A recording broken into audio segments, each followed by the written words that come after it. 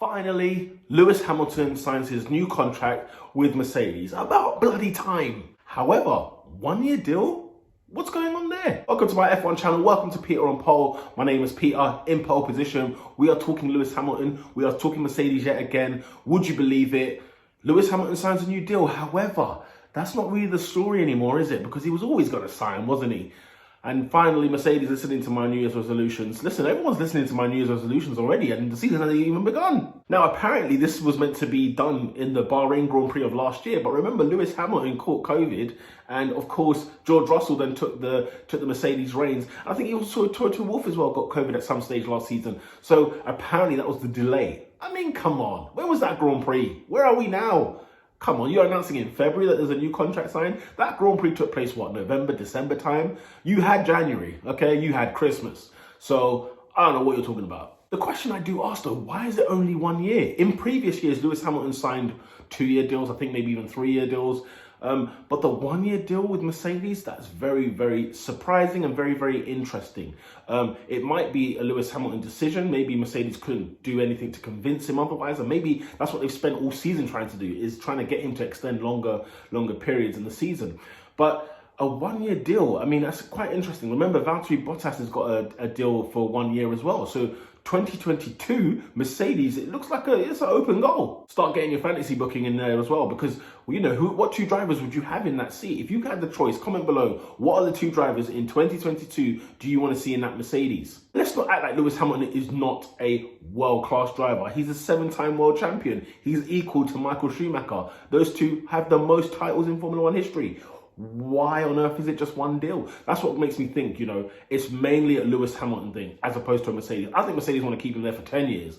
But I wonder what is going on. Here's some of the things that I think that could be potentially the reason why he's only done 1 year. Remember Lewis Hamilton's thing about creating diversity in motorsport? Well, maybe he might take a sidestep and say, do you know what? I might have to actually put some real hours into this so that we can begin this foundation and create this, because that has been one of the things that we saw quite a lot of last season, where it was quite, I don't want to call it political views, but in terms of, like, you know, humanitarian views, if you will, whether it's to support diversity, whether that's to do with race, whether it's to do with gender, possibly even age, sex as well, or what's the word I'm looking for? Is it sex orientation? Anyway, sexuality, let's say. You know, all of these things have become part of the focal point of Lewis Hamilton's sort of career last season.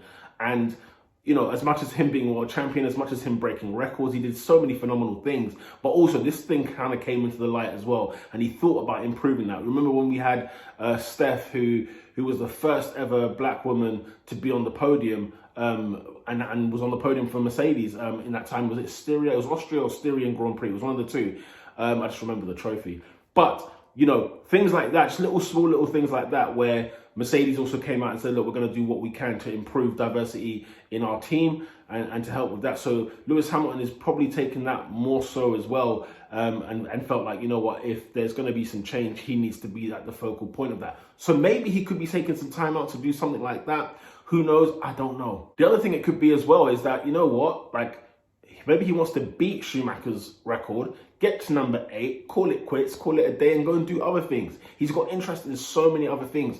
And he's mentioned before in the past that, you know, he likes to go and delve into his other interests. So whether that's other sports, whether it's fashion, music, whatever it may be, he likes to jump into other things. And of course, Formula One, I mean, it's like your whole life, you know.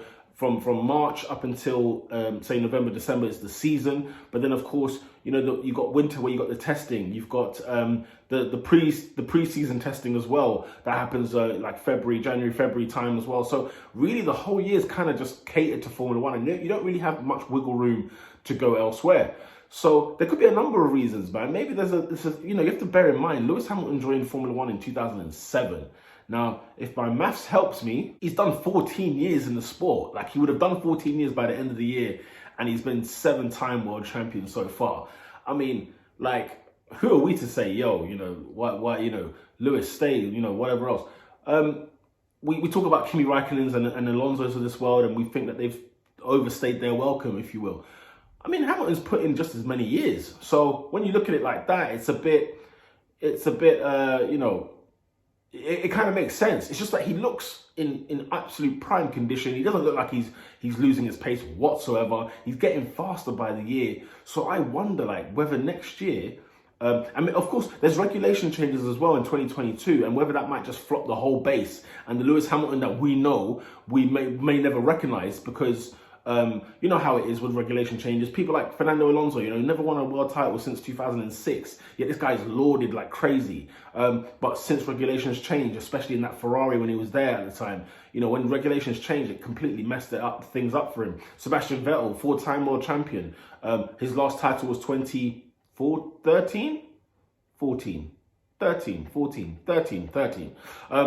You know, so you look at those sort of things and you think, okay, you know, they really do affect a driver's title hopes, and they really do affect their momentum, if you will. So it's a bit of, you know, is he sort of jumping before he gets pushed? It could be one of those things as well. It is surprising. But anyway, finally, he's here for another year, so we can worry about more transfer rumours at the end of next season. And who knows, maybe he signs another deal. Maybe he just wants to play his cards, you know, maybe he doesn't want to commit too much. He's getting older and he's sort of thinking, look, let me weigh out my options. And he has every right to do so. Toto Wolff is another thing in that mix as well, because we don't know if Toto Wolff will be staying at Mercedes much longer. And those two are really the close-knit, they're a close-knit bunch, those two. They're a great partnership. They seem to have a great relationship. Remember the late, great Niki Lauda as well. Niki Lauda is the reason why Hamilton even jumped from McLaren to Mercedes. So with Niki Lauda, of course, the sad passing of him a couple of years ago, with that already being said, it's like, well, what else does Lewis have to stay in Mercedes? So imagine if there's no Toto and there's no Niki, what else is keeping him there? What else is keeping him in the sport, really and truly? So, and last year was quite telling in terms of the way he was sort of speaking up and saying, you know, Formula One, we need to do better. And whether or not that he's using it as a threat, but he's using it as, look, if this is what's going to be happening, I don't want any part of this. That kind of vibe. So there are many reasons. There are many, you know, reasons as to why this has happened. But 1 year, at least he's here for a year. Will he get that 8th title? He's definitely the favourite, but we just don't know what kind of car will turn up until the first race of the season. And then we get a bit of a mix to see who's going to be back. Will Ferrari come back? Will McLaren surprise? Will Alpine be great? Aston Martin, of course. There are so many teams, and I know I'm missing out somebody important. Red Bull, look at me. You know, there are teams out there that are going to be challenging as hard as they can this year. So, you know, Nico Rosberg left after he won the title and he thought, nah, I can't deal with that stress no more. He got his title and left. Hamilton's got his 7 titles. Maybe when he wants to get that 8th, be the king of the world and then leave. So who knows? It's his choice, but we're here to speculate. We're here to discuss. Let me know in the comments below. Do you think he will sign another extension at the end of the season? Do you think he's leaving Formula One? And what do you think he's going to do after that? Let me know in the comment section below. Like the video if you like the video. With that said, peeps, lights out.